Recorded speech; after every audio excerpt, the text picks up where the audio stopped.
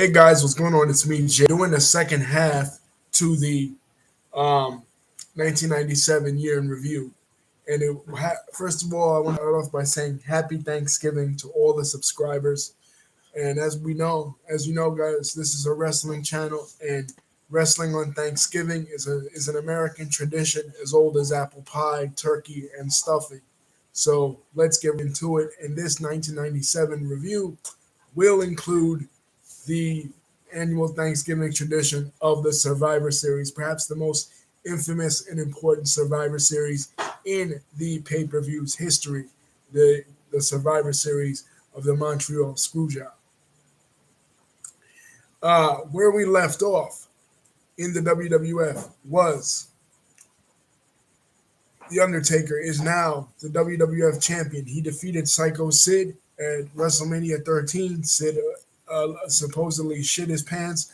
That rumor was not confirmed.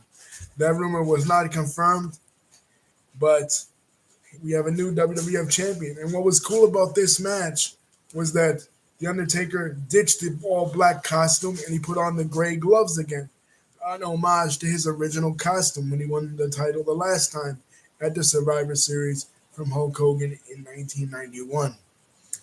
Well, he did the same thing here with the gray gloves. But where does he go from here? Now, his old manager and his old nemesis, Mankind, won a shot. So at the first pay per view after WrestleMania, you have In Your House Revenge of the Taker. And Taker wins. But Mankind has a fireball, the traditional fireball. We talked about it in regards to something that Sergeant Slaughter had did to Hulk Hogan at the end of WrestleMania 7 that we didn't get to see, that was on custom home video. Well, and it's something that the original Sheik always did in his territory at Farhat, and what Lawler did in Memphis. So Undertaker and later on when we talk about 1998, we'll see it again in the Hulk Hogan versus Ultimate Warrior rematch. But Undertaker tries to do it here. He fails, and Paul Bearer's face gets all burnt up. And from here now, Paul Bearer is losing the typical white face paint makeup that he'd always been accustomed to, and he's just his regular face and his regular hair color, kind of looking like a cross between Paul Bearer and his original gimmick of Percy Pringle that he was in World Class Championship Wrestling. But he has a proposition for the Undertaker. He has a secret that he's been holding over the Undertaker forever. And when he starts to reveal later on Raw what this secret is, the Undertaker gets mad every time he brings up the secret. So his idea is, okay, you don't want me to reveal the secret. Let me be your manager again. You're the WWF champion. I want to be, obviously, every manager wants to manage the WWF champion. Let me manage you, and I won't reveal the secret. So for the next couple of months, Paul Bearer and The Undertaker are kind of reunited in a weird way. The Undertaker is the reluctant charge of Paul Bearer, and then on several Shotgun Saturday nights and other events, he teams with Mankind, he teams with Vader, he teams with other people that Paul Bearer is managing. So I mean, it's pretty weird, but hey, that's what it is. What's another storyline that we're going into? Stone Cold Steve Austin, the newest baby face of the WWE. Remember, they did the double turn. Brett came in as a face, left as a heel. Austin came in as a heel, left as a face. And Austin now is where he needs to be. He's tearing it up. He's taken on the entire Hart Foundation. This faction just formed. Owen and Davey, they put their differences aside, and they're now a united front and a tag team. Davey Boy has the the European Championship, and pretty soon Owen Hart will have the Intercontinental Championship. Brett doesn't have the World Heavyweight Championship, but he's going to use the Hart Foundation to chase it. And he's also going to use the Hart Foundation to brutalize Stone Cold.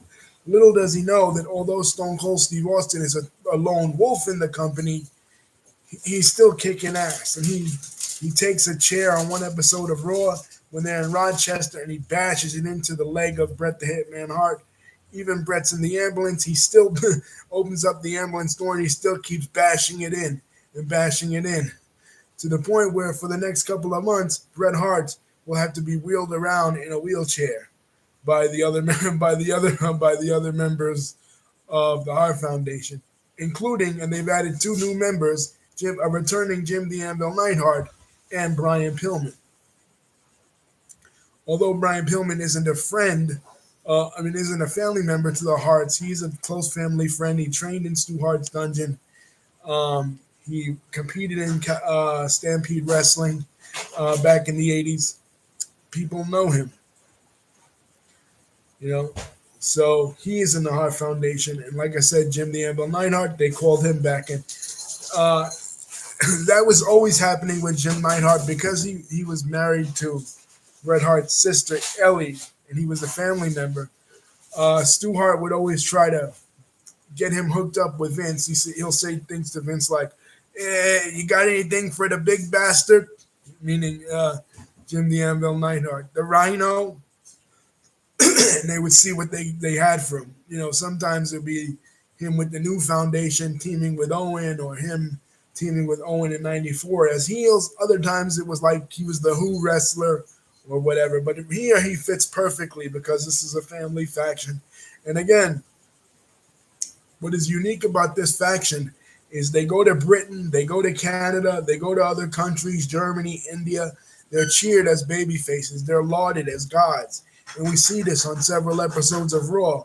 When they go to these places, everybody cheers them. Even guys that have been heels for years and years, like Owen Hart, right? Or Jim the Anvil Neidhart. They cheer them like heroes. And we'll see this later on too. The best example I can give is the July pay-per-view, Canadian Stampede, where they will take on a group of American wrestlers, Ken Shamrock, Stone Cold Steve Austin, and the Road Warriors, and Goldust. And the Bay Faces are booed out of the building, but the Hearts, they love them. It's a homecoming for them in the Calgary. Because remember, when Bret's father ran the promotion, when it was Stampede time, it's a cow town. It's a Western town. It's just Western Canada. It's just like Western United States. Think of states like Montana or Wyoming, right? Centered around cattle, centered around the rodeo. So when it would be time for the Stampede, when it would be time for that event, that was when people came into town to see wrestling, and that's when Stu Hart did his best business back in the territorial days. You know, kind of like the other promotions did with Thanksgiving, like Jim Crockett. Jim Crockett had a Thanksgiving tradition going all the way back to 1965, which eventually anesthetized into the first closed circuit show in '83, Starrcade. Well, Stampede was the same thing in the Calgary. It was a big holiday, so they capitalized on it by showing people a little bit of wrestling. So we'll see that going into the July pay-per-view. What else is going on? Hart Foundation is not the only faction burning it up. Another faction that is burning it up is the Nation of Domination. Now, I didn't talk about the Nation of Domination's match at WrestleMania 13. It completely slipped my mind. It was a Chicago street fight. And the reason why I didn't talk about it is because I wanted to segue that into what happened the night that these two people that were involved in the Chicago street fight returned. Obviously, the Nation has gotten bigger. Where we left off, it was just Crush and Farouk and Clarence Mason and PG-13 and D'Lo Brown, right? And the girl Moesha, that was the other girl from USWA. Now it's expanded because on a house show in Madison Square Garden, Savio Vega is teaming with Ahmed Johnson to take on the Nation of Domination. He turns on Ahmed Johnson, right? So everybody is speculating, is Savio Vega a member of the Nation of Domination? Has he turned heel? So he goes on Shotgun Saturday Night, and he does an interview with Todd Pettengill, And he says, "No, I haven't turned heel. I'm still loyal to my Boricua people. I'm still loyal to my fan base in Puerto Rico and here in New York. I haven't turned. Right? I'm just going to have this exhibition match with Rocky Maivia." So he has the exhibition match with Rocky Maivia, and Crush and Farouk come out. They give him the black fist, and all of a sudden he's beating the shit out of Rocky Maivia. So obviously he has turned. Savio Vega is the newest member of the Nation of Domination. So now the Nation of Domination going into WrestleMania 13 is a trio. So Ahmed Johnson, he can't take them all on his own. So who's he gonna call? I mean, Ghostbusters weren't available because they still hadn't made uh, part 3 yet. So who's he gonna call? Well, he's gonna call. What a rush! The Legion of Doom. That's right. He calls Hawk and Animal, the Legion of Doom. Now, the last time we saw them, they were in WCW wrestling the Steiners in January of 1996. Well, they had some contract disputes with Eric Bischoff. They couldn't get him to sign on the dotted line, so they were out of there. They're back in the WWE.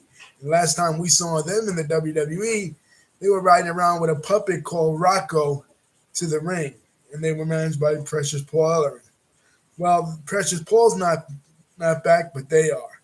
They've enlisted the help because who knows Chicago better than them? According to their gimmick, they come from Chicago, even though they really come from Minnesota. But we'll overlook.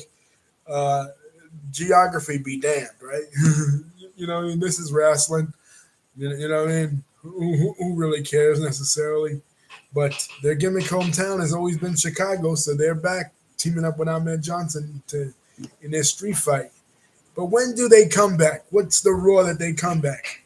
The Raw that they come back is a special Raw. Raw is now they're not the only ones returning. Raw is returning to the Manhattan Center, the original home of the original season of Monday Night Raw in 1993. And not only are they returning to the Manhattan Center, they have some special guests. The crew of ECW. So Raw has just got extreme. As it's going on, the members of ECW, Paul Heyman included, rush the ring. The Eliminators beat up the Body Donnas. Taz has an impromptu match with Sabu because they're setting up the Barely Legal pay-per-view, which was ECW's first pay-per-view, which they were having trouble putting on because there was an incident, and I believe it was either a part of Massachusetts or Rhode Island. I forget which location, but anyway, this guy, Eric Goulas, this fat, out of shape, corpulent, obese 19-year-old with pre-existing conditions, lies to Paul Heyman saying that he has wrestling training at Killer Kowalski's school. Now, he comes with no ID to say what his real age is. He's lying about his age. He's 16. He's not 19. Right, and he has no verification that he's ever been to wrestling school. He shows up at the event with 2 midgets, and they vouch for him. But of course, there's his boys. They could be lying for him, right? Which they were. So his gimmick is mass transit, right? He's supposed to be like a Ralph Cramden type wrestler, from the Honeymooners. So he gets in because they're short. I think Devon from the Dudley Boys missed the show, and it was supposed to be the Gangsters versus the Dudleys. So he's in there subbing for Devon. So he starts, and he's in the back. He's talking all kinds of shit. He wants to do this. He wants to do that. He's calling his own spots. And New Jack is like, wait a minute. We don't know you from anybody. We don't know you from Adam. Don't start calling your own spots. Sit down. Shut up. Right? So finally the kid does shut up. But he wants to blade. Right? He wants to get cut. He doesn't know how to do it because he's a rookie. He's a greenhorn. You know what I mean? You don't know how to blade himself. So he asks New Jack. He says, New Jack, cut me during the match. So New Jack says, sure, I'll do that. Now, should this kid have trusted New Jack? I mean, no. New Jack is a homicidal maniac. So in the course of the match, New Jack isn't just pricking the kid so that a little bit of blood could come down, like you're supposed to, right? When you gig yourself. And you're supposed to load up on Tylenol so the blood gets thinner so it can look a lot more theatrical, right? No, New Jack's not doing that. New Jack is dicing this kid's head. And you could see the kid's blood pouring out, right? And New Jack New Jack gets on the microphone and says, I don't care if he dies, and then throws the mic on the mat. And he's just beating him still, right? And the father's in the audience, and he's screaming, stop, he's only 19, or he's only 16, or whatever, that you lied about his age. Get out of the ring. And he's the father is, throwing all kinds of N-words at New Jack and shit. And like the father's like, stop the match. But fans are buying into it because this is how ECW had trained their audience to be bloodthirsty. So they're like, oh, it doesn't really matter, right? You know what I mean? Like, it's just part of the show. He's going to get better anyway. He doesn't. They take him to the back, and this is how stupid this kid is. They take him to the back, right? They pull the stretcher. They pull the stretcher out, take him to the back, take him to the hospital, right? And the kid says, the dad's trying to get him on the stretcher, roll him out, use the sheets, roll him out that way because he's so fat, You know what I mean? Trust me, I've been in situations like that. When you're a heavy guy, they got to use the 2 sheets to put you on the gurney, right? So that's what they're doing with this kid, and as they're doing this, the kid says, no, Dad, don't take me to the hospital. I'm one of the boys. I'm one of the boys.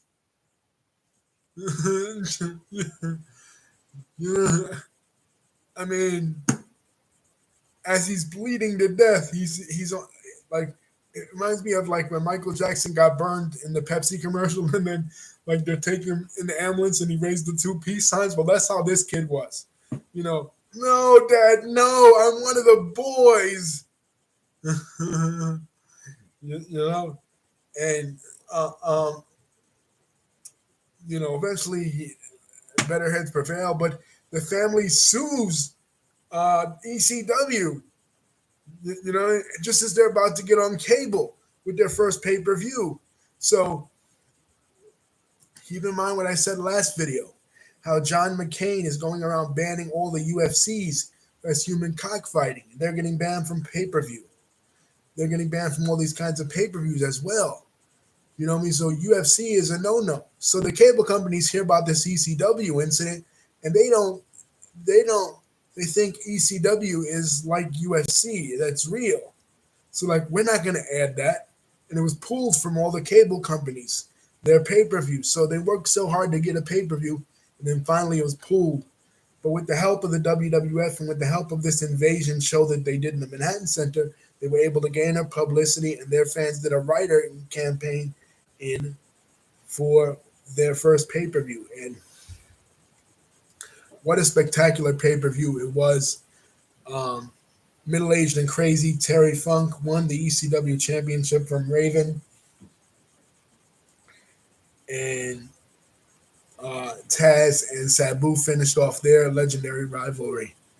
But for me, this was the first time that I ever had gotten a glimpse of anything ECW. I turn on Raw, they're back in the Manhattan Center. I see the BWO, Big Stevie Richards as Kevin Nash, and Blue Meanie as the Blue Guy, and Rob Feinstein, the video guy, as 7-Eleven, playing 6. Nova as Hollywood Nova. It's funny stuff. BWO mocking the NWO. I see the Eliminators. I see Sabu jumping off the Raw sign. It was like completely night and day different than what the WWF was doing. But what else happened that night? The Road Warriors returned. So they're back in the fray. And like I said, they're about to have the Chicago street fight with the Nation of Domination. And it's a pretty good street fight. I mean, the battle between the Nation of Domination and Ahmed Johnson was pretty cool because, like I said, they were doing the Shotgun Saturday Night thing. And there was this one episode of Shotgun Saturday Night where they're fighting on top of and this was Jim Cornette's car too.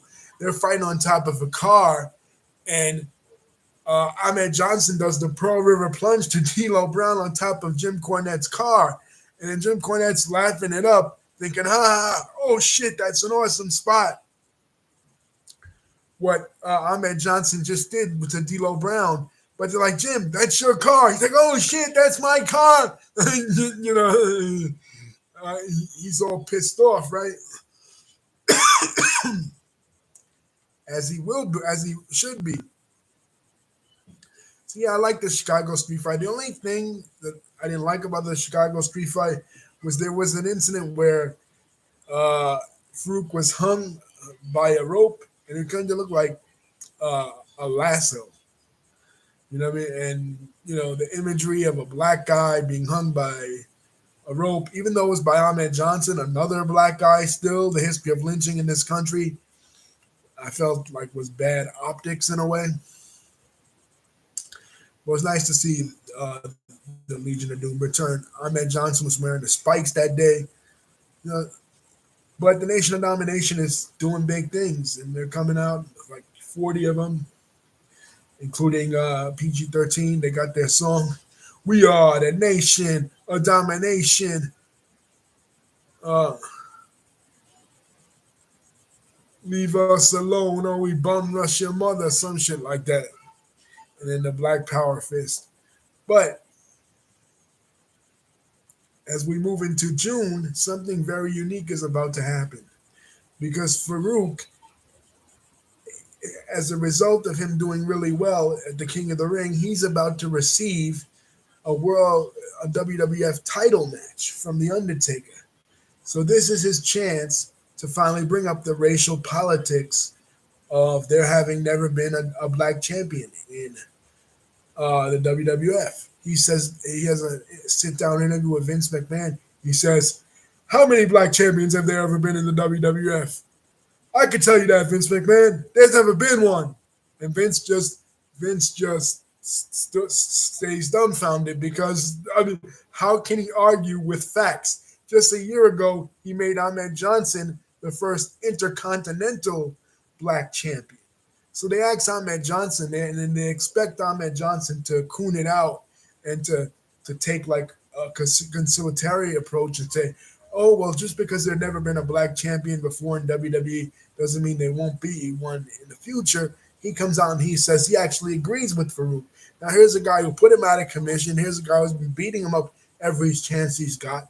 Here's a guy who he wrestled with in a street fight at WrestleMania, but yet he's agreeing with him. He's agreeing with him that there's never been a black champion. They had U.S. champions like Bobo Brazil, Intercontinental champions like Ahmed Johnson, tag team champions like The Rock's father and Tony Atlas, but never the big one, never has a black guy gotten to that level. So, uh, going into King of the Ring '97, it's like you kind of want to root for Farouk because racial justice, right? Even though Undertaker just got the championship. So, and what about the King of the Ring tournament? King of the Ring tournament now this year is the year for Triple H. His punishment is over.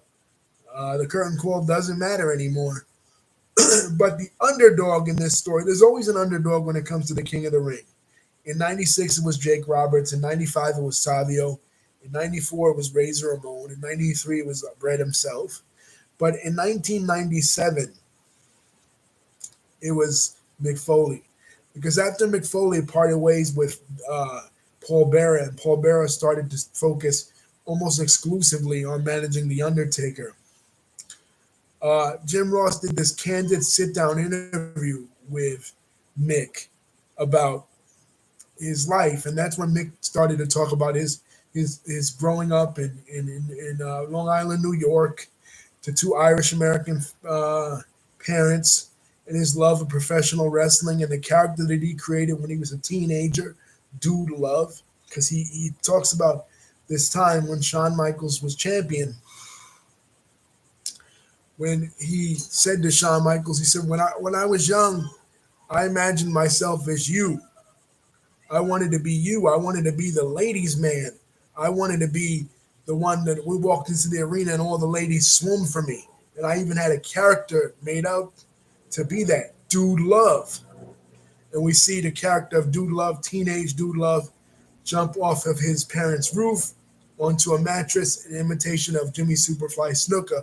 We learned that Mick Foley skipped college that day to go see that 1983 Jimmy Snuka Don Morocco match in which Jimmy Snuka dived off the cage. I talked about it in the 93 video when Jimmy Snuka was in the Intercontinental Battle Royal. My stepdad first introduced me to Snuka, right? So Mick talks about his love for Snuka, and he talks about being rejected by girls, how he wanted to be kissed. He never got the chance to show that he he could love and be loved. You know what I mean? Because when he was a kid, he ate worms. You know what I mean? And it wasn't that he just ate one worm. The entire school went around saying that Mickey Foley eats worms for breakfast, lunch, and dinner. He says to JR, he says, JR, how you think that made me feel? He says, you don't think I have feelings? You don't think I hurt? You don't think I got lonely? And JR says, well, of course, Mick, I do. He says, you think I like pain? I hear you out there on commentary telling people that I like pain, that I enjoy getting hurt. He says, you have some nerve. And then he gives Jim Ross the mandible claw. And it's really funny because you start to sympathize with Mick. Because you're like, damn, he's never been kissed. I mean, his wife Claudette is one of the hottest women ever. But I'm saying character wise, right? It's like he's this malign figure because he's so disfigured. He doesn't have an ear. He has no teeth. He has patches of hair here and there. You know, he's disheveled. Mick, you know what I mean? So you start to feel sorry for him. It humanizes him in a way. And during this time, he wants to reach out to Stone Cold Steve Austin and be friends and cool with Stone Cold Steve Austin. But Stone Cold Steve Austin is a loner. Stone Cold Steve Austin is not interested in being friends with anyone, being partners with anyone. Even reluctantly, they put him with Shawn Michaels, and he and Shawn Michaels become the tag team championships after defeating Owen and Davey, and they don't even want to be together. Now, what's going on with Shawn Michaels? For King of the Ring 1997, one of the main events they want to come up with is the rematch from WrestleMania 12, Shawn Michaels versus Bret Hart, and Brian Pillman versus Steve Austin. These were the other two main events that they were going to have besides the King of the Ring tournament. Well, needless to say, that doesn't happen because Shawn Michaels hopped up on pills as he was. He was the Soma. Remember, I said before in another video, Shawn Michaels was the Soma man. Bottles of Soma, muscle relaxers and everything. So he comes out one day on Raw. He's cutting a promo on Bret Hart. And this is when Bret Hart is still confined to the wheelchair, right? And he's saying, Bret Hart, I'm hearing that you had a lot of sunny days lately. And according to Sonny, you never measure up in anywhere in your life. And what this alludes to is that Bret Hart, who was a married man with children, had sex with Sonny. Now, Bret hears this. Obviously, this is a promo. This is a wrestling promo. This is not real life. This is to hype their match up. But he's crossing over into real life. He's he's messing around with Brett's family. So as they go to the back, Brett is like, "Oh, you fucking around with my family? You're fucking around with my family?" You know what I mean? Telling people that I had sunny days, that I can't perform with Sunny. Meanwhile, we know that Shawn Michaels is the one carrying on the relationship with Sunny. So they get into this hair pulling match. Two grown men and supposed to be professional fighters, and they're pulling hair like they're little girls at preschool. But anyway, Bret Hart pulls a chunk of Michaels' hair out of his head, and then Jerry the King Lawler, who's on the bathroom doing number two, gets up and sees this and breaks it up. Right. So with a chunk of hair, Michaels goes to the back and says to Vince, "I don't want to work here anymore. This is an unsafe working environment." And Vince is livid because he just signed Shawn Michaels to a new deal. You know what I mean? What's he going to do now? And he just signed Bret to the $9 million deal. What's he going to, like, it's becoming increasingly difficult for these two guys, to be in the same company. First, Shawn tells Bret, "I'll never put you over. I never will lose to you ever." And then now this, so they call off their King of the Ring match, and it ends up that the two tag team champions, Stone Cold Steve Austin and Shawn Michaels, have to face each other. But eventually, Shawn Michaels starts putting out the feelers to WCW. I used to buy a lot of the after mags, Pro Wrestling Illustrated, The Wrestler, and the Outsiders T-shirt was there. And Shawn Michaels, here he is throwing up the click sign. So you're like, damn, Shawn Michaels is going to leave WWF and go to WCW if they're not careful. We'll see what happens with that later. So, as far as King of the Ring, the finals, Triple H wins it with help from China. We didn't talk much about China. China basically, she premiered on that Germany show. She premiered in the Final Four pay-per-view. She came from behind, started ragdolling Marlena. Then in the Germany show, she showed up and she did the same thing. She's basically Triple H's bodyguard. She looks very mannish at this time. It's not till much, much later in her career and her life that she got a lot of plastic surgery. But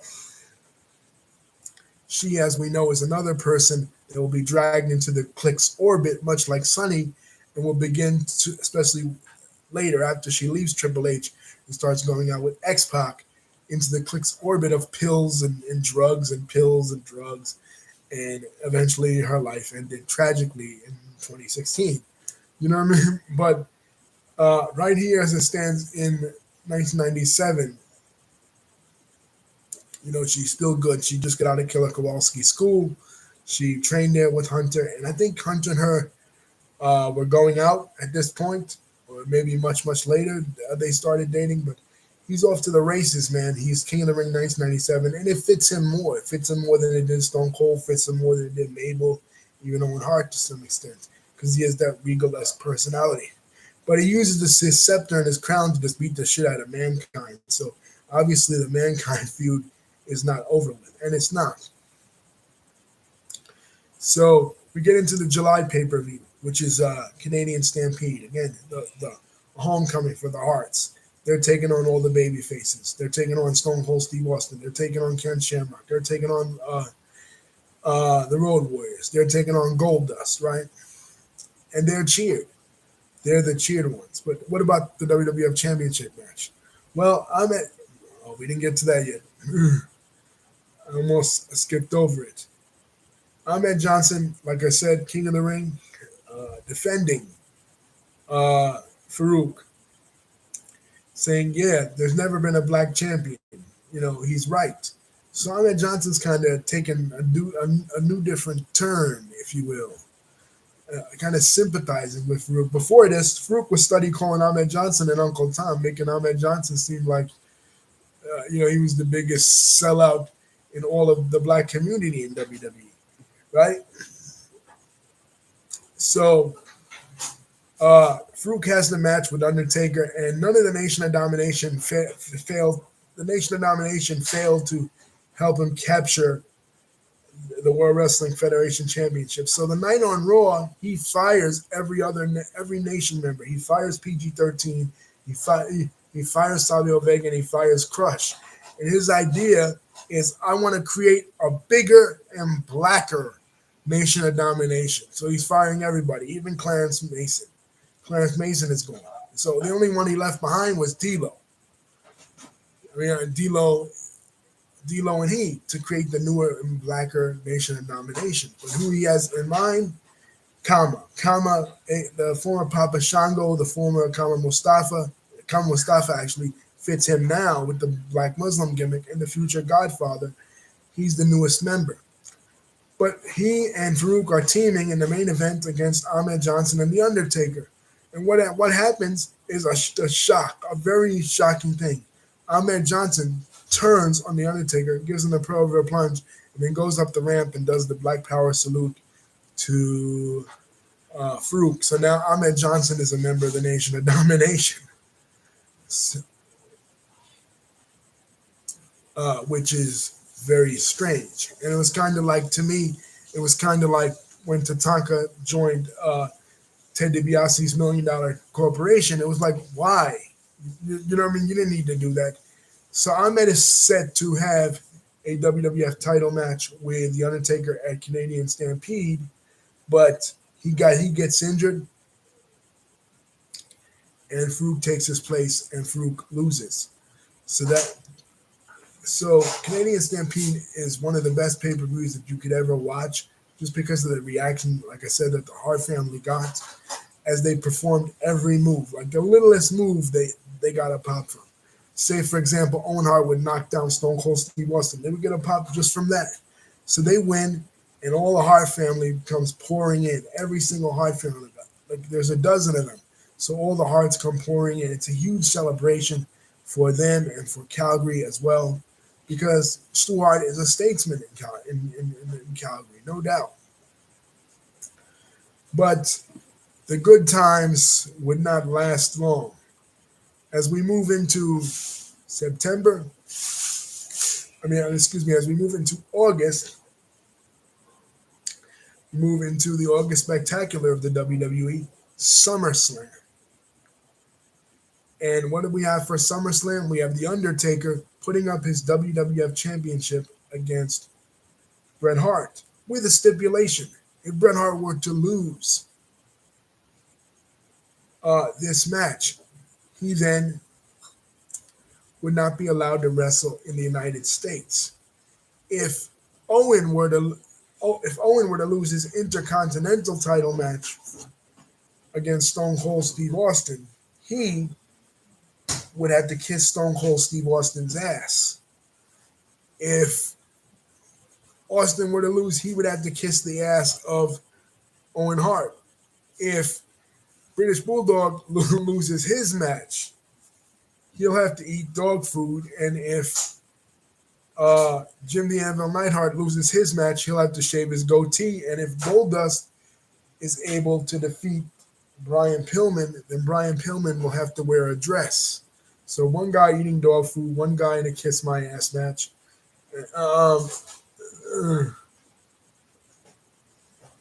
And one guy, not being allowed to wrestle within the United States, banned from wrestling in the United States. But this is a historic moment for the WWE, because why? In 1989, Vince McMahon and Linda McMahon finally admitted to the New Jersey State Athletic Commission that that their contests are not legitimate, that wrestling is fake, right? In order to get some tax breaks in New Jersey. But because of this, New Jersey wasn't buying it, and they were banned from holding exhibitions in the Continental Airlines Arena because of taxes. Finally, due to the political manipulations of the governor of New Jersey at the time, Christy Ty Whitman, they were able to get back in the Continental Airlines Arena in New Jersey. So this is the first SummerSlam back in New Jersey. And what do we have? We have Mankind versus Triple H in a cage. The big blue cage. Mankind climbs to the top of the big blue cage.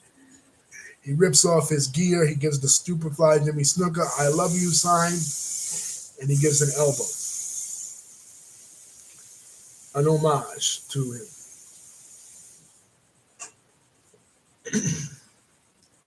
What else? In the World Heavyweight Championship match, The Undertaker loses. Now, here's why. In the August 4th August 4th Monday Night Raw, guess who returns? Shawn Michaels. Now, Shawn Michaels had already abandoned the tag team of he and Stone Cold Steve Austin to the point where Dude Love had to appear in order for Stone Cold Steve Austin to have a partner. Now, Dude Love and Stone Cold Steve Austin are the tag team champions because Michaels is out. So what does Michaels do?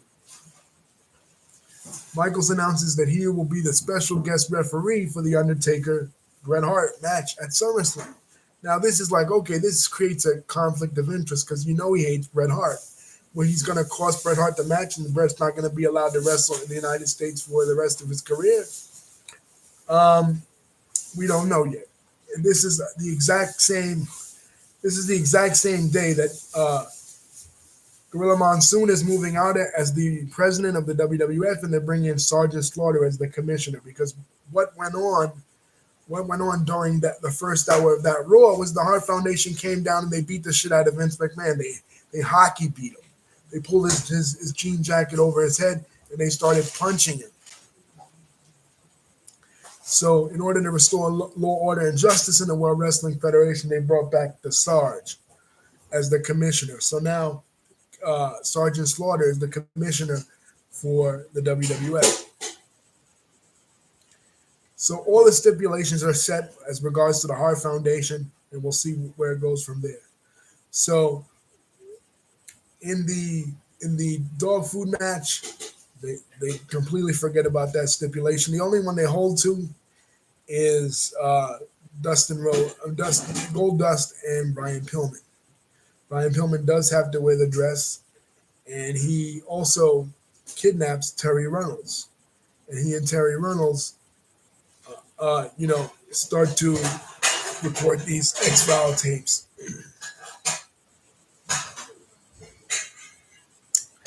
These X-File tapes. Now, nobody knows how this was going to end because, unfortunately, in October of 1997, when she was supposed to go home to Goldust, and her and Goldust were supposed to renew their vows, right? Brian Pillman dies. I always think that it was supposed to end with her turning on Dustin and aligning herself with Brian Pillman, but you never know. Similarly with the Kiss My Ass match, we never know who was going to kiss whose ass because during the course of this match, Owen Hart picks Steve Austin up for a tombstone pile driver, and he doesn't drop to his knees like he's supposed to, and Austin's neck just bounces off the mat, and it's a stinger to the point where Austin is laying there, and he can't even feel his legs, he can't even feel his arms, he's completely numb. Now they have to finish this match because Austin is booked to win this match. Austin is booked to win the Intercontinental Championship. But Owen Hart doesn't know what to do. He's freaking out because Austin is really crippled in the ring. So he tells Austin, if you could crawl over and cover me, just roll me up, cover me, and we'll be good to go. At least you'll have beat me. Austin does that. And as tough as son of bitch as Austin was, he gets up with help from the referee, and he walks back to the arena by himself. He was a newly crowned Intercontinental Champion. Now, okay, what about the main event? Main event for this show, like I said, Undertaker versus Bret Hart. Shawn Michaels as the referee. There's tension between Shawn Michaels and Bret Hart. Finally, Bret Hart grabs a chair. He wants to hit Undertaker with it. Shawn Michaels pulls it away from him. Bret spits in Shawn Michaels' face. Michaels ducks. Michaels still has the chair. He goes to hit Bret with it. Instead of hitting Bret with it, he hits Undertaker with it, right? And then Brett pins Undertaker for the 1, 2, 3, and now Brett is the WWF champion for the 5th time in the history of his career. But oddly enough, it was Shawn Michaels who cost the Undertaker. So this immediately turns Shawn Michaels heel and leads him into a program with the Undertaker, somebody who all throughout his WWF career he's never crossed paths with. So that's going to be the main event for the September pay-per-view, Ground Zero. But what else is happening? As they're building this up, of course, they're having matches, right, to build it up. One such match is DX. I mean, not DX yet. I'm getting there. Hunter Hearst Helmsley teaming with Shawn Michaels to take on the old nemesis of Mankind and Undertaker, right? So as they're having this match, before the match, Shawn Michaels is saying, I got an insurance policy coming on the way, an insurance policy. So people think, okay, it's another bodyguard. This is something that Shawn Michaels has done throughout his whole career. He had Sid as a bodyguard. He had Diesel as a bodyguard. He's had a lot of bodyguards. Luna as a bodyguard. He's done this throughout his whole career, so this is what he's going to do again. It's Rick Rude. But beyond that, he and Hunter Hearst Helmsley are acting pretty cool. Now, on camera, we've never seen Hunter Hearst Helmsley and Shawn Michaels ever interact with each other. One has been a perennial mid-carder in Hunter Hearst Helmsley, while the other one has been a main eventer in Shawn Michaels. But here they are teaming up. So anyway, they take a chair between them, China, and Rick Rude, who returned as Shawn Michaels' insurance policy.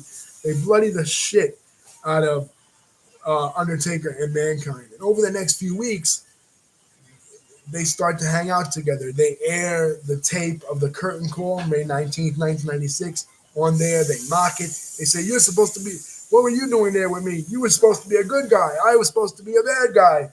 What, and they're acting just really silly, doing some silly stunts and taunting Commissioner Slaughter. Basically, they insinuated that Commissioner Slaughter spits, right? So they get helmets with windshield wipers to wipe away his spit. But on one particular segment, when they interrupt the Hart Foundation, they get on the Titantron and they say Hart Foundation is set to face the Nation of Domination, right? So they get on there and they say that the Hart Foundation spray painted the Nation of Domination's locker room, and they show it, pictures of KFC, pictures of written on the wall, "Go home to Africa," Malcolm X written on the wall, and then Shawn Michaels says, "I heard when Bret Hart was spray painting the Nation of Domination's locker room, he used the N-word." That's right, the N-word. And of course, the Nation of Domination starts beating up the Hart Foundation here. But we're all led to believe that DX was, in fact, the one to spray paint the Nation's locker room. And because of this, Bret Hart gives them a name. He says that Shawn Michaels and Triple H, now they're calling him Triple H, they're nothing but a bunch of degenerates. And Shawn Michaels turns it back around on him and says, "Is that what we are, degenerates? I'm tired of Generation X getting a bad rap. Yeah, that's what we are, D-Generation X. You make the rules and we will break them."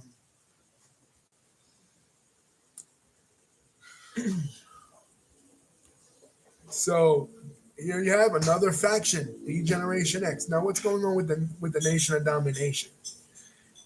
And in July, the Nation of Domination, after Farouk kicks out Sabio and kicks out Crush, later on, Sabio and Crush form their own racial factions. Crush recruits the Harris twins, formerly Jacob and Eli Blue, as Ron and Don Harris, 8-Ball and Skull of the Disciples of Apocalypse, basically a white supremacist motorcycle gang. With primetime Brian Lee, aka the Underfaker, as his second guy. Savio Vega, he recruits his own group, Los Boricuas, to go against both the Nation of Domination and DOA. So now it's basically gang warfare with the remnants of the Nation of Domination. But what about Ahmed Johnson? He's still in the Nation of Domination, but because of his injuries, they're like, okay, fuck him, we're kicking him out now. He's no longer in the Nation of Domination, so they're without a member. So, in a very unique twist of face, Farouk is wrestling Ahmed Johnson one night on Raw. Who comes out? Rocky Maivia. He's in shorts. He's in loafers, and he starts beating up Ahmed Johnson. And he becomes a member of the. He raised the black fist, and he becomes a member of the Nation of Domination. So the next night on Raw, what does he say? He says, "It's not about the color of my skin. It's about respect." He says, "I came out here for 3 months, and all I heard was, 'Die, Rocky, die. Rocky sucks. But I'm a lot of things, but sucks isn't one of them.'" And basically, as time would progress later on in the year, and especially in 1998, that, my friends, was the beginning of the greatest, in my opinion, wrestling character to ever exist. That was the germ of what would become the People's Champ, the most electrifying man in sports entertainment today, The Rock. That was the beginning of The Rock, in the Nation of Domination.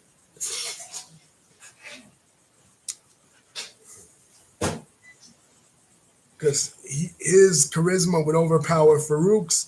And when we get to 1998, we'll talk about Farouk being kicked out of the Nation of Domination after WrestleMania 14, and The Rock, no longer called Rocky Maivia, taking over for the nation. And people always come with, as The Rock became a bigger celebrity in Hollywood, right, and became the highest paid actor in all of Hollywood, people say, "Oh, The Rock, he's not African American, he's just Samoan, he's not black," right? The guy started off in the Nation of Domination. I don't know how much more black you got to be.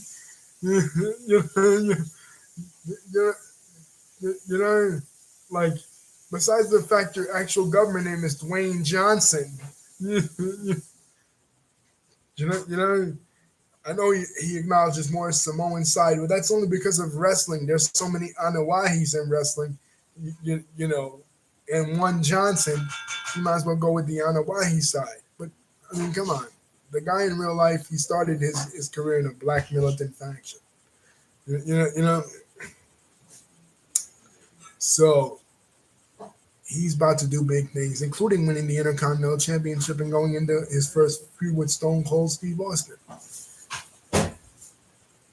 What's going on with Double J, the original Double J? Like I said, they bring him back. They revealed that Jeff Jarrett wasn't the singer, that he was lip singing, that he wasn't singing the song. And they tried to make him like a babyface version of Jeff Jarrett. It just wasn't working. It wasn't catching on anywhere, to the point where that made the ECW guys walk out of the WWE because they're like, shit, we're not putting Rob Van Dam. We're not allowing you to put Double J, Jesse James's jobber, over one of our biggest guys in Rob Van Dam. So Paul Heyman said the deal is off. The invasion angle, he still got secret funding from Vince on the side, but when it came to the invasion angle, he was like, nah, I'm not doing that, because you want him to job this complete jabroni. I mean, Double J, Jesse James, come on.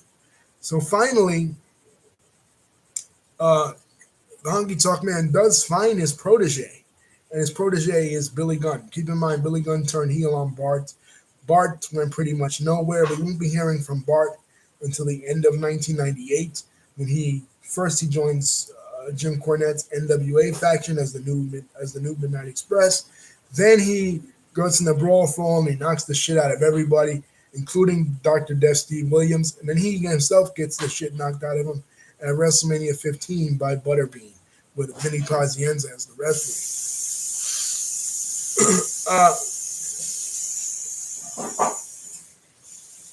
So he recruits Billy Gunn as Rockabilly, a 1950s Rockabilly gimmick. So lame, so stupid. And obviously, the WWF is setting up a musical rivalry between these two. Until finally, one day on WWF New York, one of the WWF's new shows, he says, Jesse James come on and said, fuck this. Let's beat up Honky Tonk Man. They both beat up Honky Tonk Man, and they themselves form a new tag team, the New Age Outlaws. And Road Dogg becomes the mouthpiece for them. And he says, oh, you didn't know? Your ass better call somebody. And that becomes a staple of the Attitude Era. But what's happening with Jeff Jarrett himself? Well, he's over in WCW. He's having a couple of rivalries with Steve McMichael. Eventually, Deborah McMichael leaves Steve McMichael, kayfabe-wise, to manage Jeff Jarrett after the Horsemen kick him out. His failure to defeat the NWO at Uncensored 1997 leads them to say, you know what, we don't need you. We don't need you being a hanger-on. But Deborah McMichael stuck up for him, and she took a liking to him, so she becomes his manager, and she leaves Steve McMichael for him. Right? And then he starts doing the thing where he's hitting the people over the head with the Halliburton, and that's how he's winning matches. But he's getting tired of, just being a Ric Flair lackey or a Ric Flair wannabe in WCW. He's getting nowhere really in WCW. So he decides he's friends with Vince Russo from back before. And Vince Russo over in WWF is in charge now. He's the head writer. So Jeff Jarrett, on an episode of Monday Night Raw, nothing's happening. And all of a sudden, Jeff Jarrett just walks out there. And he starts talking about how they put him in WCW, they put him with a blonde bimbo, meaning Deborah. They put him with a football player who couldn't even lock up, meaning Steve Mongo McMichael. They put him with, and then Vince McMahon, he's over in commentary, and he starts laughing. And Vince and Jeff Jarrett goes, Vince, don't you start laughing, because when I was here 2 years ago, you didn't do any better. You put me with a drug addict, meaning the Road Dogg Jesse James, a clown, Doink, and a black man who couldn't even speak the English language, Ahmed Johnson.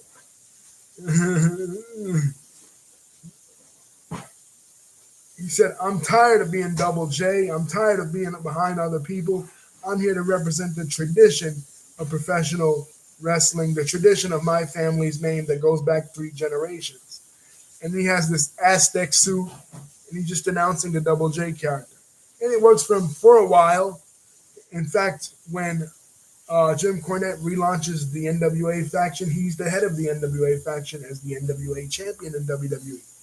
But after a while, much like Goldust, every time he denounced the Goldust character, they hire Colonel Rob Parker in the WWE as Tennessee Lee, and guess what? J-A-F-F, J-E-F-F, J-A-R-R-E-T-T, that's Double J Jeff Jarrett, is back as Double J as the country singer, riding a white horse out to SummerSlam in 1998. You know what I'm saying? But for now, you thought he was a serious contender. JR has a sit down with him, plays word association with him. He starts targeting Shawn Michaels. He starts targeting Bret Hart, and he starts targeting Stone Cold Steve Austin. In fact, a promo that he cut against Stone Cold Steve Austin,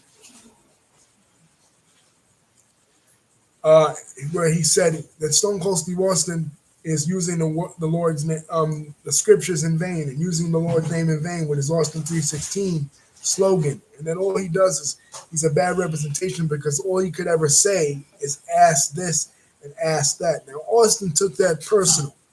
And when it came time to work with Jeff Jarrett, Austin would not work with Jeff Jarrett at all. And that was one of the reasons that led to Jeff Jarrett leaving the company again in late 1998, early 1999, when Russo left to go back to WCW. But Jarrett had a lot of promise in the beginning when he came back to the WWE. But okay, now we go back to the central storyline and what we're talking about: Shawn Michaels and Bret Hart. Neither one will put the other one over, but it's heading to Survivor Series. Bret Hart is the champion. Ground Zero An amazing match between Shawn Michaels and The Undertaker. Undertaker actually dives over the ropes because it's a lumberjack match, and he hits all the lumberjacks, right? But they figure out even a lumberjack match isn't going to solve this. They're going to have to create something different, a different structure, a Hell in a Cell. Prior to this, all the cage matches in WWE, including the one in August of this past year, had been, um, the big blue cages that Hulk Hogan was used to.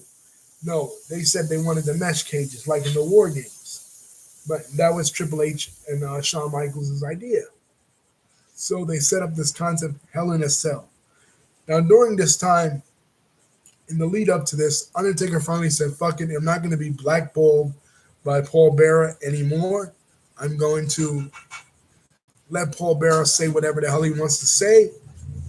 And Paul Bearer's secret is that Kane is alive. Kane, the Undertaker's half brother that he thought he burned in a funeral home when they were playing around with matches as kids, is alive. So who can forget this episode? Kane is alive. Kane is alive. And not only is Kane alive, Kane is coming. Kane is coming. He's been saying this for months and months now, since Undertaker finally turned on him.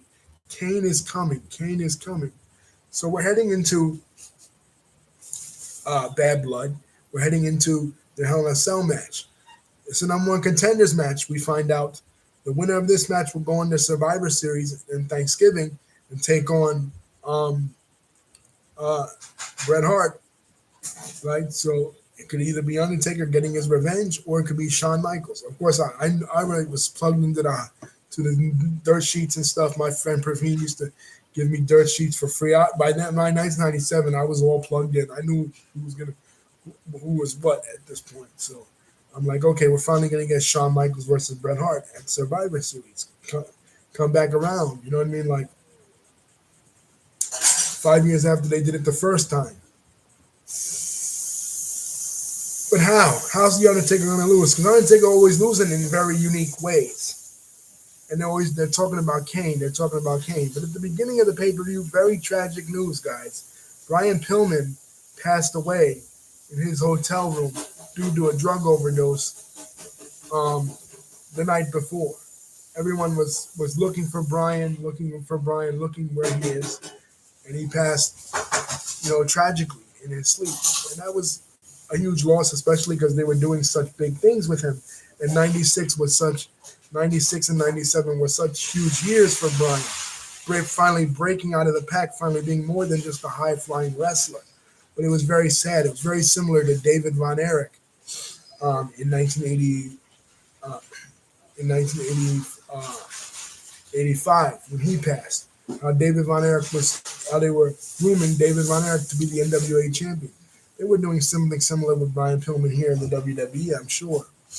But we get that news as soon as the pay-per-view starts. And on that, the pay-per-view was in a very somber note. You know what I mean? Like, this historic pay-per-view, but it started off with the death of Brian Pillman. Somebody that meant something to all three companies. But the Hell in a Cell match is a tremendous concept. Shawn Michaels takes hellacious bumps. They go to the top and everything. Shawn Michaels blading. I remember watching it in the living room, just going crazy.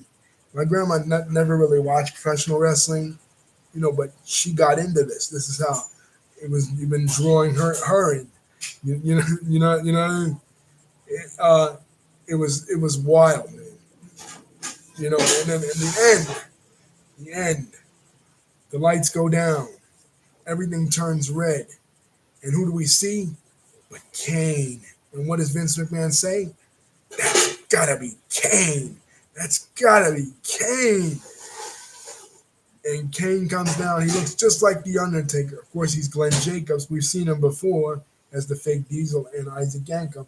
But he's all dressed up in new clothes.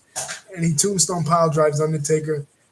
Shawn Michaels puts his hand over Undertaker. And Shawn Michaels is now going on to the Survivor Series to take on Bret Hart to win his third WWE Championship. But there's a lot of controversy surrounding it. We'll get to that. let's get to WCW for a while. Where we left off in WCW was uncensored, right? Sting has declared his allegiance to the to WCW. He is no long. There's no more speculation that he'll be part of the NWO or anything. He's declared his allegiance to WCW. Now the thing is just to get it on paper, just to get it on a contract. Get it signed on the dotted line for he against Hulk Hogan at uh, Starrcade. So the April pay per view, they bring back Spring Stampede, and their idea for Spring Stampede is a four-way match. Hulk Hogan's not going to be there because Hulk Hogan had it in his deal where he didn't have to be at every pay per view. He was almost never at the Great American Bash ever, right? And he was almost never at Spring Stampedes except in '99 when he was in a big three-way with Ric Flair and a big four-way with Ric Flair, Sting, and DDP. Macho Man as the referee. That was '99. But here in '97, he wasn't there. But the Giant and Lex Luger, who are now tag team partners, are in this match with Harlem Heat. And even though it's a tag team match, the one who scores the pinfall will be the one who goes on to face Hulk Hogan on an episode of Nitro for the World Heavyweight Championship. So during the interview, Booker T slips out, and he's talking about Lex Luger and the Giant, and he slips out and goes, Luger and the Giant, but Hulk Hogan, we coming for you, nigga. And you could see Sherry's face, like, oh my God, did he just say, did he just say that on live TV? Even Booker was embarrassed. But anyway, this match was pretty good, and Lex Luger wins. So Lex Luger will be going on to face Hulk Hogan in the future for the WCW Championship in August. What else happens on this? A new feud has begun between the newest member of the NWO, Macho Man Randy Savage, and another man who had a famous wrestling wife, Diamond Dallas Page. An uncensored Randy Savage revealed that who he thought was just his manager, the Diamond Doll, Kimberly Page, posed for a nude magazine. And Liz and Randy Savage taunt Diamond Dallas Page, showing him the nudie magazine and commenting on how good Kimberly Page looks. So obviously this leads to a feud between DDP and the Macho Man. This was backstage. This was really good for Diamond Dallas Page because he had a lot of traction in the feuds with the NWO, but he had that one big feud that would push him over the edge. And as they're getting ready for this match, Randy Savage looks over at him and says, "Brother, I'm taking the diamond cutter." And DDP is shocked. You know what I mean? Because last year, he was a nobody, winning Battle Bowl, getting kicked out of, doing skits where he was living destitute on the street, wrestling the Evad Sullivan, a retard with a talking rabbit, in 1995. And here he is now wrestling the Macho Man Randy Savage. Times have surely changed. Well, anyway, he gives him the diamond cutter and he pins him for the 1, 2, 3. Now the feud intensifies. They even break DDP's rib. And DDP versus Macho Man, they have another match at the Great American Bash that year, becomes the feud of 1997, even better than Sting and Hogan, because Sting and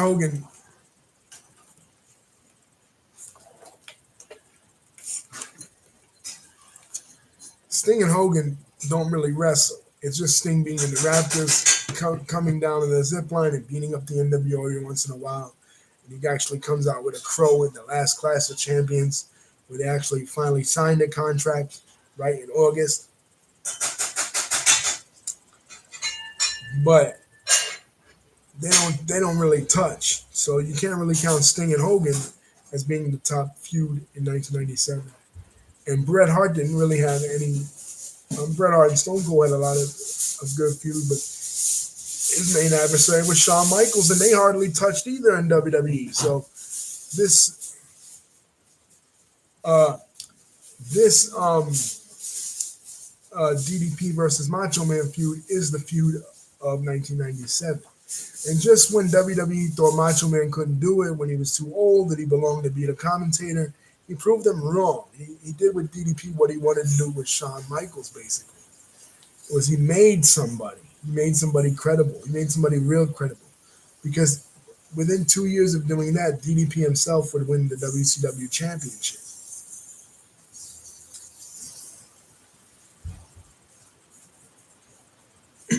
So, okay, that was April. But in the April pay-per-view, we began to see some dissension among the ranks of the NWO. We began to see feuds between the Macho Man Randy Savage and Eric Bischoff, feuds between Ted DiBiase, who doesn't know what his role is in the NWO anymore, and feuds between the NWO's referee, Nick Patrick, whom they powerbombed.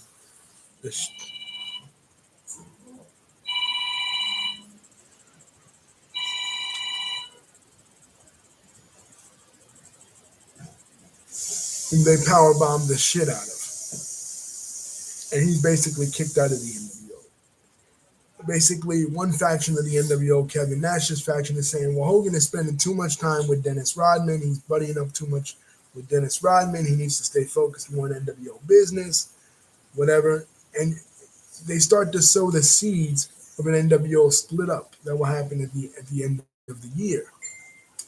But as it stands now, the NWO gets reunited with DiBiase and Nick Patrick out of the group.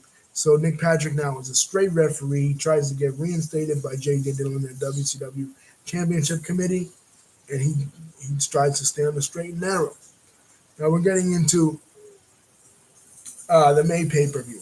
For the May pay-per-view, it's all for the football season, so Kevin Green is allowed to come back. And he's not wrestling. He's not going to try to get revenge on Steve Mongo and Michael for turning on him last year. He's now going to try to take on the NWO. So he, Ric Flair, and Roddy Piper form a team, and they want Hulk Hogan because they want Hogan, Hall, and Nash, the three original members of the NWO. But Hogan doesn't do the smaller pay-per-views. Hogan only does the big ones. And he's already setting up in July for a celebrity match, which him and Dennis Rodman will take on the Giant and Lex Luger.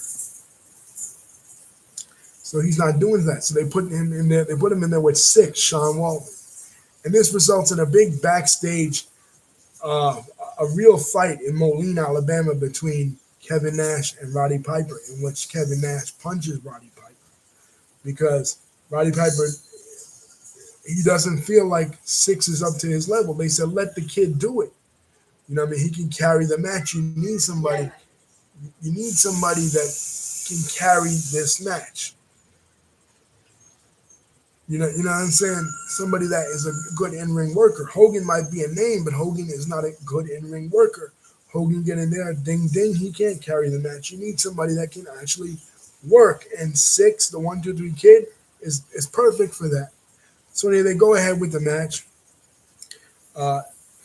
Kevin Nash cuts a famous promo about potholes. He says, because Piper said, we paved the way, the old school, like him and Ric Flair paved the way for the younger guys like Kevin Nash and Scott Hall and Six, right? They paved the way for them. He says, you didn't, and Nash says, you didn't pave no way. When we got here, the road was filled with none but potholes, picking up the mess that you guys left off. And if you weren't somebody's kid in the promotion, you weren't getting anywhere, alluding to the nepotism that we saw in the beginning of WCW with the likes of Eric Watts and or Dustin Rhodes, you know, when their fathers were in charge. So the point is taken, but there's real heat between Piper and Nash when it comes to this. So we're moving on to June. Like I said, June, they do the rematch to Macho Man and DDP. which Scott Hall interferes and Macho Man wins. So they're tit for tat now. July is in WCW during the Eric Bischoff era. Bash at the Beach was the big event. That's where they had Hogan and Flair the first time. That's where they had the big cage match with Vader and Hogan in '95. That's where Hogan turned heel in '96. And here in '97, it's no exception. They're bringing in Dennis Rodman to wrestle. Dennis Rodman before was just in the corner of the NWO and uncensored. Now he's coming in to wrestle, and he's coming in to wrestle Lex Luger and the Giant. Lex Luger and the Giant do win this match.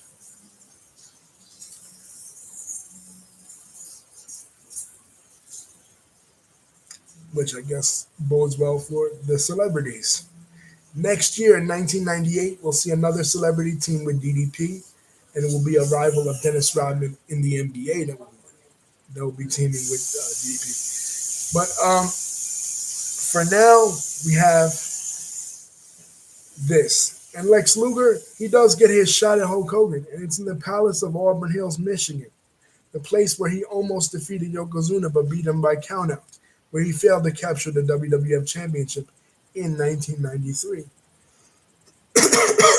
4 years before this, the exact same building. So it's the 100th episode of Monday Night Nitro, and Hogan makes well on his promise, and he decides to give Luger the title shot, and Luger wins it. Luger puts Hogan up in the torture rack, and just like when Roddy Piper beat him in Starrcade because Hogan never surrendered, the entire place went banana, as Patterson would say. But he doesn't hold on to it for long. At the August pay-per-view Roll Wild, Hogan regains the championship once again for the third time. And Hogan, going into Fall Brawl War Games, is your WCW champion. He's not in War Games. Let's talk about what they're going to do at War Games. During this time, it had been October of '96 since Arn Anderson had wrestled his last match against Lex Luger. And people were wondering what happened to Arn. Arn, they had the uncensored match with the Horsemen in it. Arn wasn't in it. What happened to him? Right? So he finally announces that he had surgery on his neck and he can no longer move his arm. You know what I mean? So he has to finally retire from professional wrestling. And it's an emotional speech. Ric Flair, you can see him breaking down. You could see Mongo being emotional, Chris Benoit being emotional. And he brings out Curt Hennig, because Curt Hennig in July of '97 finally made the jump to WCW. And he's been teaming with Flair, here and there. The last Clash of Champions, they teamed together to take on Syxx and Konnan, who has now joined the NWO as well.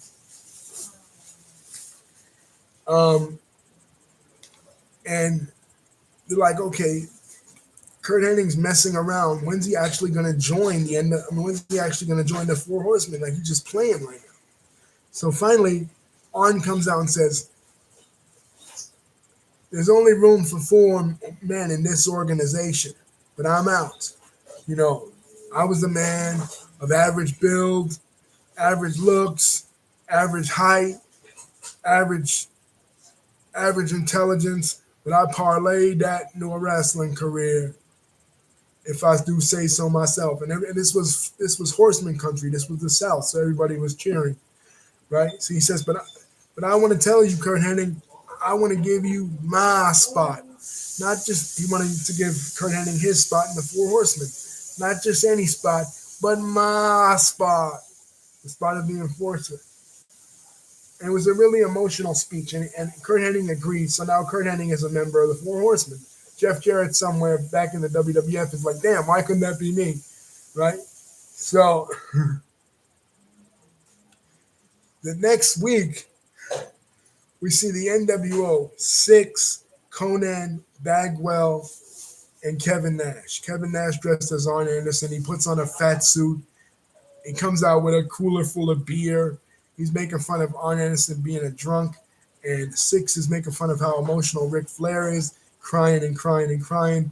Konnan's dressed up in a Chicago Bears jacket as Mongo. Kevin Nash comes and says, Buff Bagwell is Kurt Hennig. He says, I'm not giving you a spot. I'm giving you my spot, not my dog spot, not a liver spot, not age spots, but my spot.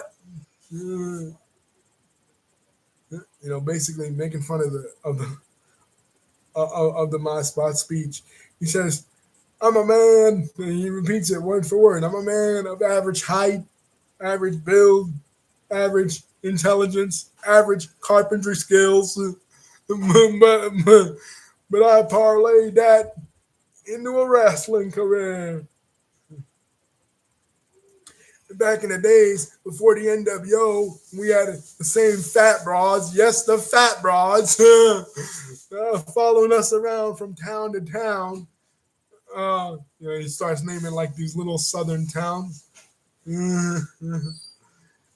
Basically mocking on it. But this got really under Arn's skin in real life because this wasn't a kayfabe retirement. You know what I mean? This was his real retirement, and he was really hurt.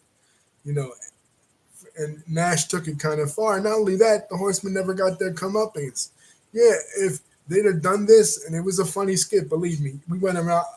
I did anyway in school, going around saying my spot for the next 2 or 3 weeks. But the Horsemen never got their comeuppance. They never got a chance to beat up the NWO. Yeah, they went to the War Games match. We'll talk about, right? But they never got. They should have busted out right then and there with the NWO in costume and beat the shit out of the NWO right there. But they didn't. You know what I mean? So people viewed it as disrespectful, even in the other organization in the WWF. That's how Jim Cornette started his commentary. He first did it with Kevin Kelly on the Bite This show just for the internet, and then he started to do it on TV. Vince McMahon said, "Well, why don't you do it on TV?" He basically talks about the NWO. He says, that they're immature, that they have no respect for the business, and that guys like Arn Anderson, Cactus Jack, Steve Austin, they never claim to be icons, even though they still are, and they have respect for the business. The NWO are obnoxious punks. That Six is no talent. That he's only there for when the other guys get high and they throw up on themselves. Kevin Nash has 6 moves, no mobility. Scott Hall never drew a dime before he came to the WWF as Razor Ramon. He just eviscerates the entire NWO in his commentaries. And later on, Vince prompts him to do other commentaries on, like, for example, the Icon business, in which he even castigates people from the WWF. One such comment he says that sticks out to me, he says, if Bret Hart had been screwed so much as if Bret Hart is so busy was so busy crying about being screwed, and if it was true, he'd have struck oil by now. He says, Hulk Hogan, you are a household word, but so is garbage, and it stinks when it gets old too. He was just letting Hogan have it, and then he goes in on ECW later on. He goes in on Phil Mushnick, editor of the New York Post, who was anti-wrestling. Basically, this guy, Phil Mushnick, was the same guy who castigated a sports writer at the Post, the same guy who castigated Jay-Z for wearing a 5% chain at the Nets game. That wasn't even his chain that belonged to Stephon Marbury, trying to insinuate that Jay-Z is some kind of racist. This guy, Phil Mushnick, was just an asshole. Right? During this time, he was on his anti-wrestling crusade, saying that Ted Turner should cancel wrestling, the Garden should cancel wrestling, that wrestling fans are reprobates, wrestling fans are mouth breathers, wrestling fans are troglodytes.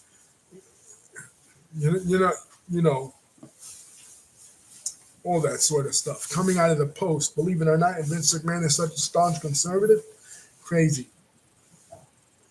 He had a similar hard-on for Vince McMahon in professional wrestling, like Diane Diamond had for Michael Jackson. It's like nothing the guy did could ever be right. Everything was wrong. You're doing expose after expose on the goddamn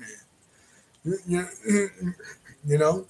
So Jim Cornette comes up with this diatribe against all this stuff. And eventually, what it leads to is Jim Cornette creating bringing back NWA referee Tommy Young and creating a faction of NWA wrestlers. First, they'll bring back the Midnight Express, then they'll bring back Barry Windham, and then he'll put the NWA belt on Jeff Jarrett. And it was an officially sanctioned belt because the president of the NWA, Dennis Corluza, actually presented Jeff Jarrett with the NWA title.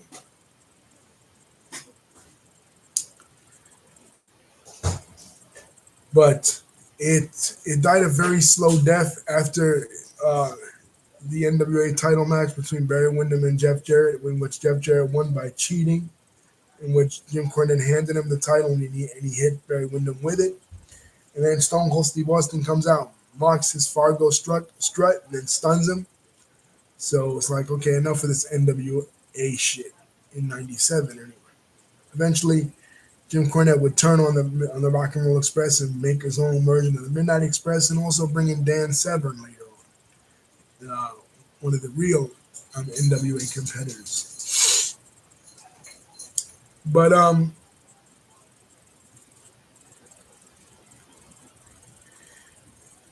as far as War Games,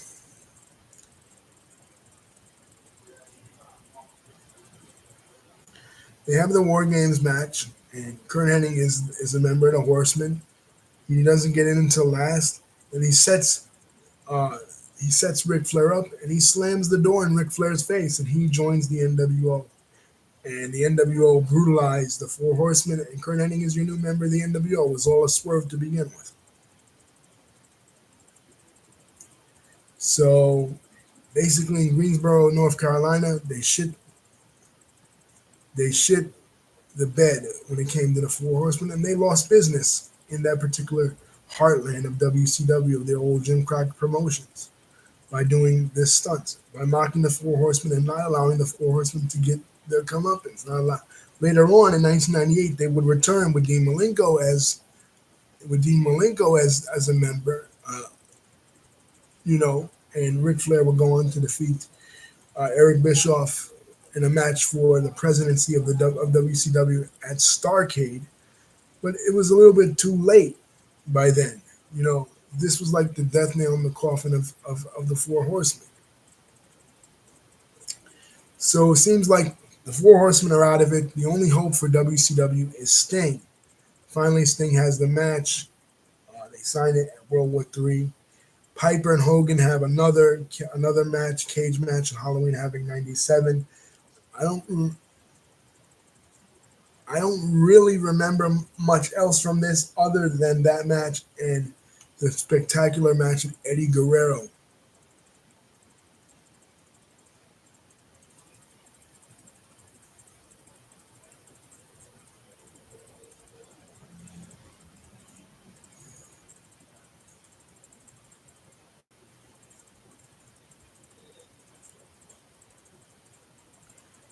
That Eddie Guerrero had with Rey Mysterio Jr. But it was a pretty good pay-per-view. They tied Roddy Piper up. Kevin Nash came down in a Sting mask, and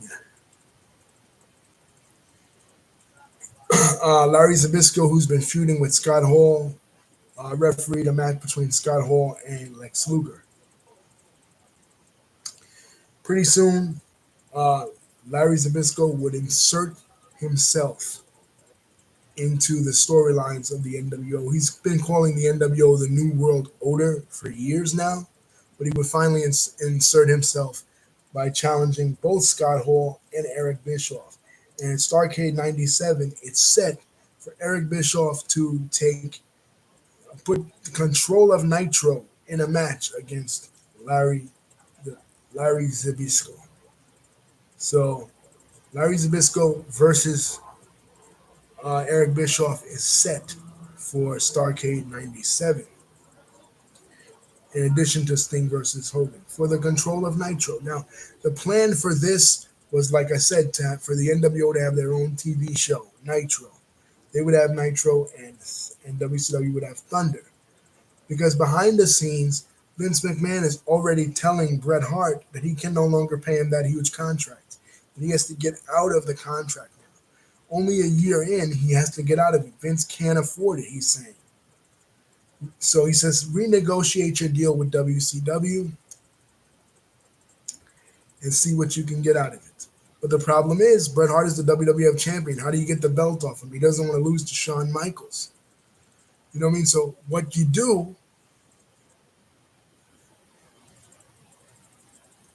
what they do is decide, okay, get the match in the ring and the infamous Montreal. Hold on, guys.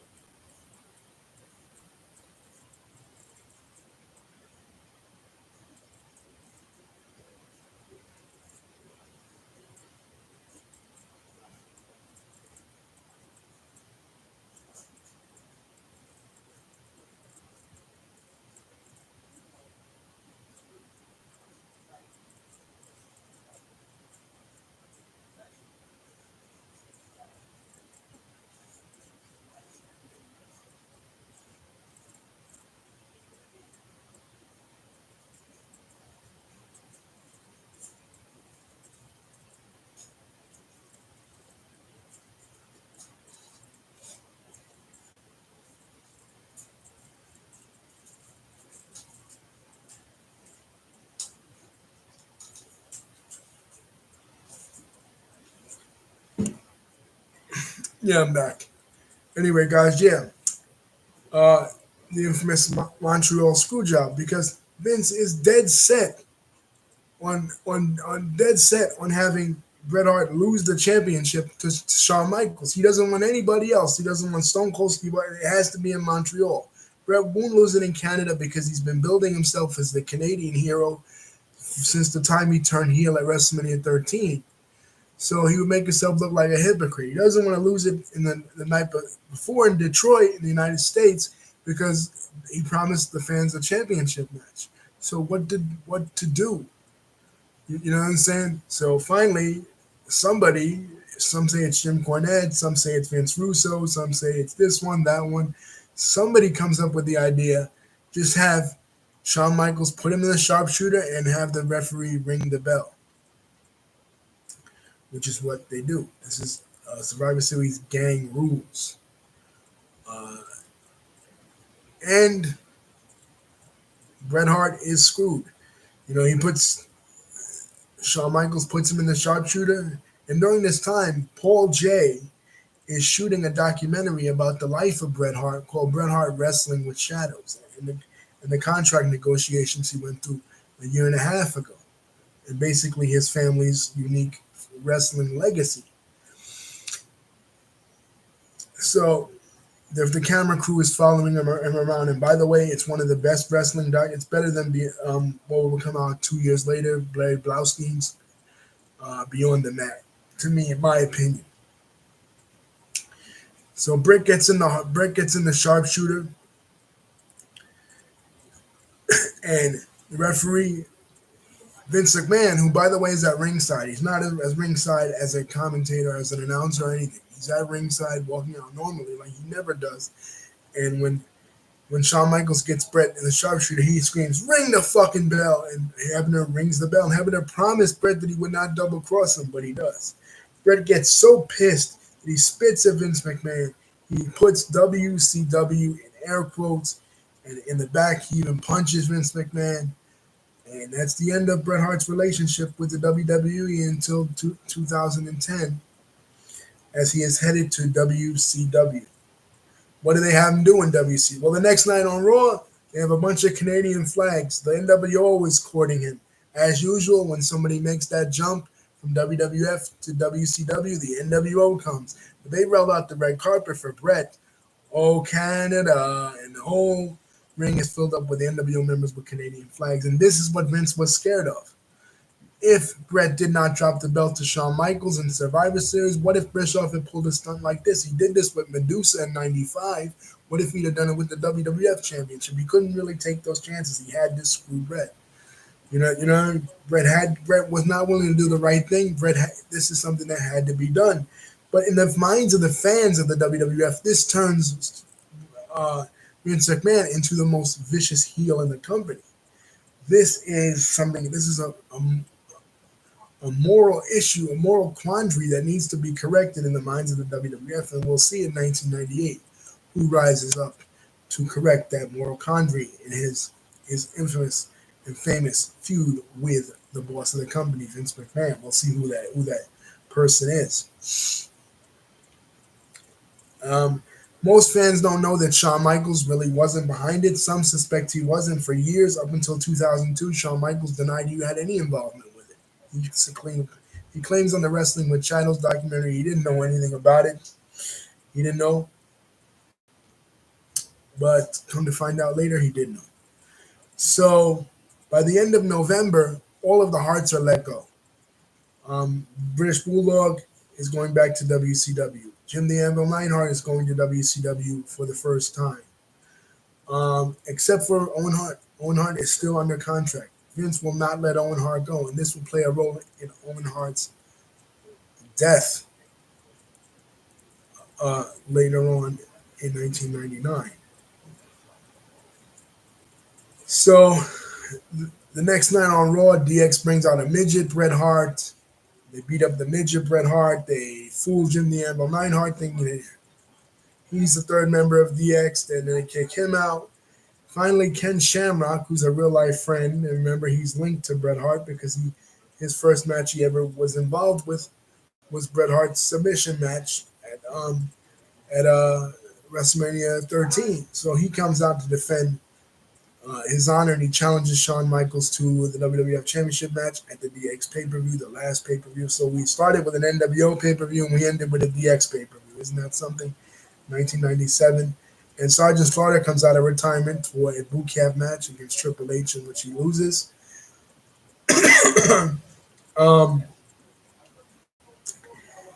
And that's the end. The end of the match, he comes out of the audience and attacks Shawn Michaels, the Blackheart Owen Hart. Owen Hart is still in the WWF trying to get revenge for his family. But what's going on in WCW with Bret? Well, Bret he doesn't come out for a couple of months. He has some contract disputes. He has a gag order on his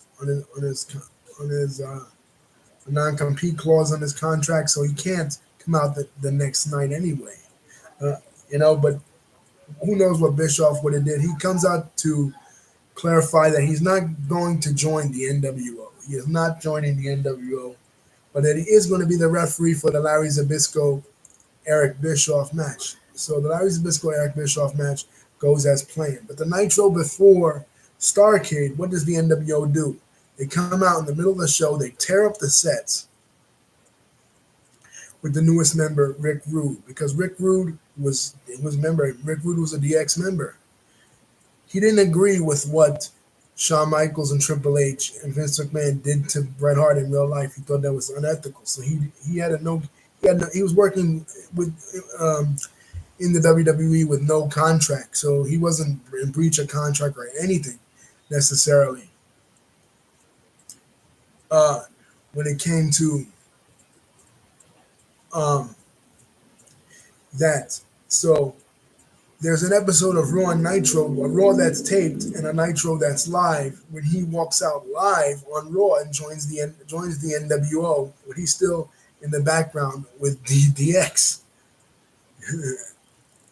Later they make fun of him. They have Bruno Lauer, aka Harvey Whippleman, come out dressed as him, and they beat him up, right? But during this time, he's in both groups, and he makes a speech, about Sting, how Sting put him out of action in '94, and he wants to get revenge on Sting, and how the WWF is a sinking ship, and that Bret Hart never lost the championship, all that kind of stuff. But he comes out with the NWO on commentary, thrashes all of all the set. They have to rebuild the whole set, new intros and everything. They're trying out this NWO Nitro thing, and the segment completely bombs. Like a Hulk Hogan appreciation night, Rick Rude and Kevin Nash and Bobby Heenan, who comes back out. And Bobby Heenan, for the only saving grace of this night was that for the first time in the post NWO era, Bobby Heenan is allowed to be a heel.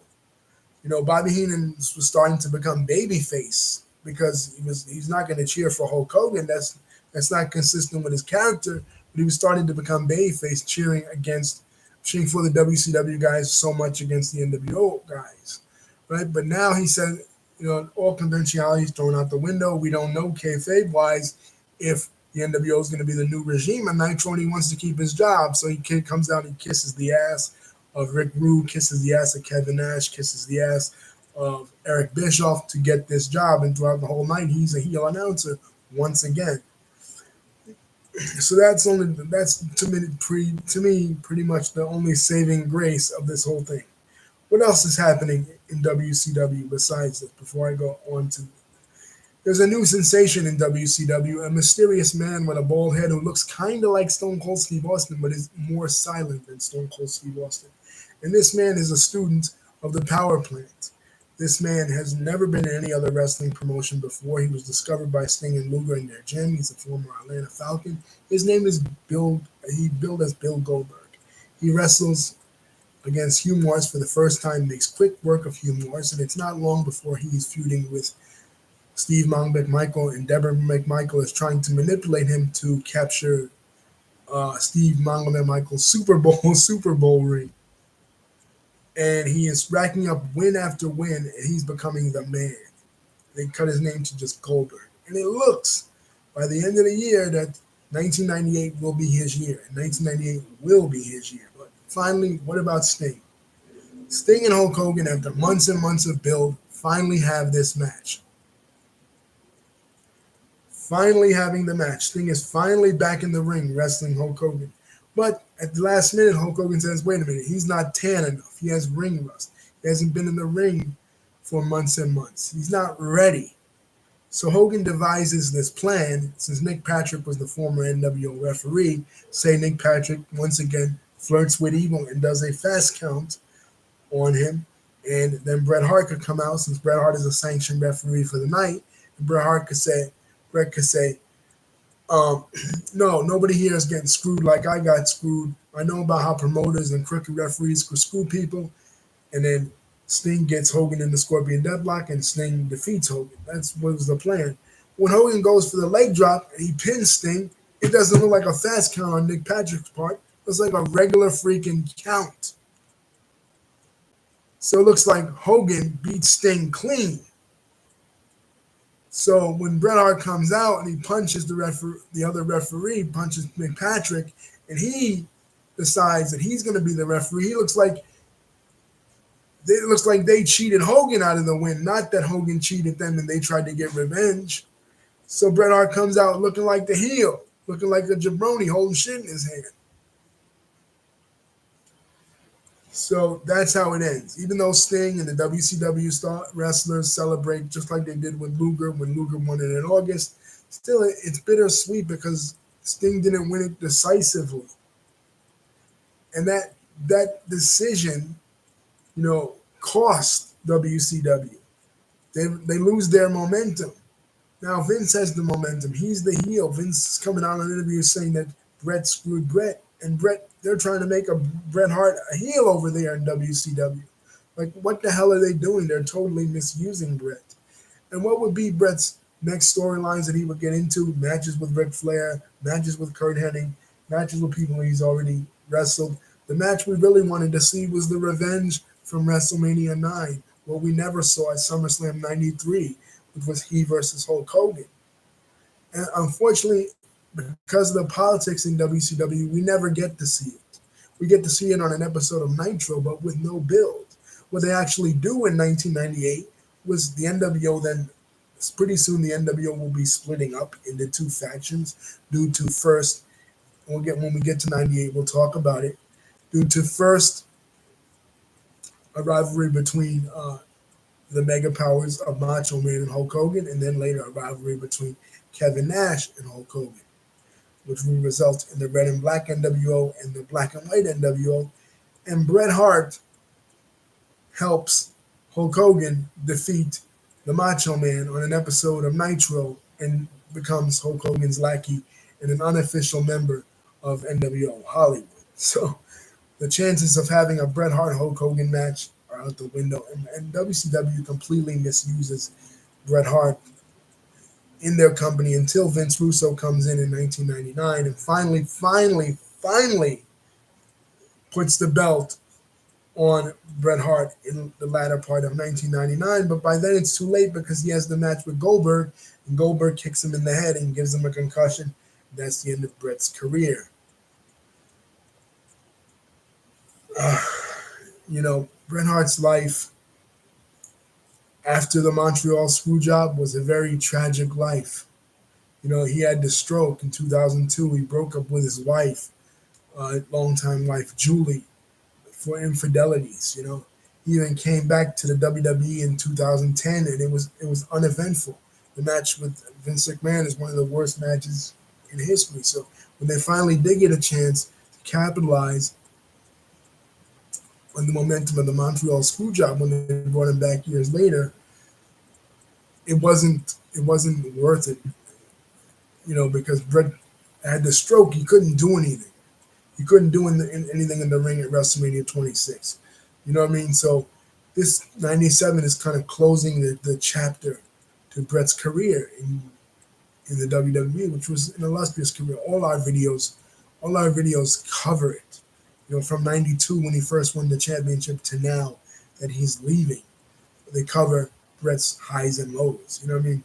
How they always acted like they really wanted to go with Bret, but they went in another direction each and every time.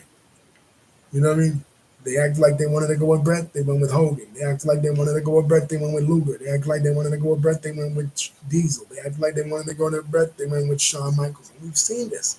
And it was only in 97 as a heel, but even then, Shawn Michaels and Undertaker are wrestling in Hell in a Cell. Bret Hart is wrestling in a flag match, teaming with the British Bulldog, taking on the Patriot Invader.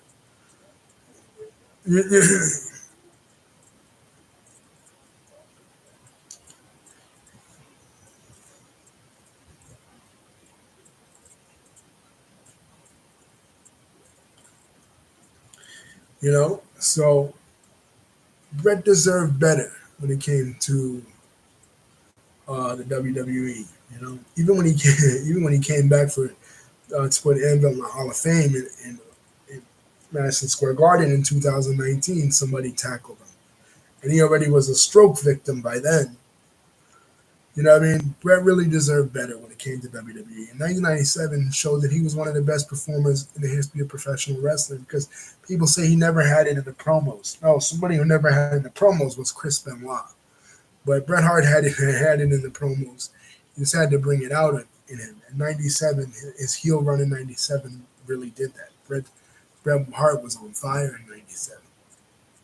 Most of the times we quote him is from his interviews in '97. Anyway, guys, where are we now? At the end of '97, Sting is your WCW champion. Shawn Michaels is your WWE champion. Sting's first challenger will not be Scott Hall, even though Scott Hall won World War III. The annual battle royal will determine the number one contender. It will not be Scott Hall. It will be the Macho Man. DDP is on the ascension after his feud with the Macho Man. Goldberg is climbing up the ranks. Deborah McMichael now has a new charge. Since Jeff Jarrett has left WCW, she's now working with Alex Wright against her husband, Steve McMichael. We're soon to see Mark Merrill return and ignite a feud with Sable. Goldust has turned heel again. He completely cursed out his wife, Marlena Terry, and pretty soon he will have a new manager. And his new manager will be, in 1998, Luna Vachon. The Nation of Domination is doing big things. Rocky Maivia is now the Intercontinental Champion by forfeit because Stone Cold Steve Austin says he has bigger fish to fry, even through the Intercontinental Championship in the water, saying he doesn't want to deal with that at the DX pay-per-view. So Stone Cold Steve Austin obviously is moving on to the WWF Championship, so we'll see where that takes him in 1998. And we all know who arrives in the WWF in 1998. Iron Mike Tyson, because in 1997 he had an eventful year himself. In a championship match, he bit off the ear of Evander Holyfield. So Tyson is back. He's been back on the street and in the boxing world since 1995. But he will soon invade the wrestling world. And he will soon, like Dennis Rodman, align himself with the top heels of the company that he chooses to associate with, which is the WWF, which allows them in 1998 to turn the tide. So we've been talking about these great WCW pay-per-views, these great WCW matches, but pretty soon WCW will be left in the dust, especially after the summer of '98, when they failed to do anything with the Wolfpack. The Wolfpack materializes the babyface faction of the NWO, and they failed to do anything with it by the end of the year, except a silly ending, which we'll get to when we talk about 1998. That's it. 1999 WCW won't even be worth talking about. That's how bad it is, except for maybe Hogan's face turn, double face turn at Uncensored against Ric Flair, or DDP's title reign. Other than and by the time we get to and Vince Russo, and Ferrari arriving in WCW. By the time we get to 2000 in WCW, oh my God, I have so much trouble keeping up with it because I wasn't keeping up with WCW in 2000 at all. Anyway, guys, don't forget to like, comment, and subscribe. Hit the bell button to see my next videos coming out. I love these videos. I enjoy these videos. Peace. Don't forget to check out the others in the series, 92, 93, 94, 95, 96, and 3 parts of 96 and 2 parts of 97. Peace.